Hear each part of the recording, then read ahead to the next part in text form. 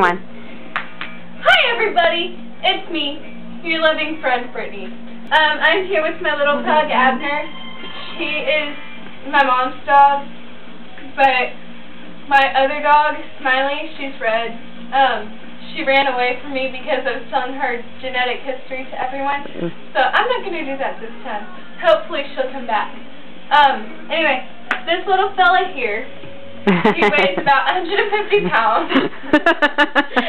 He's a Chinese pug, and he likes to fall asleep on people. He's telling me that it's time for bed because it is right now 11 o'clock p.m. You keep hitting him. He's gonna pinch you. No. He's fat, as you can tell. And him and my red-headed dog, Smiley, they are married. He goes after the long-legged redhead. But no puppies for them because we got that taken care of, didn't we, Abner? Snip. Don't remind me. And check those bags at the vet door, didn't we?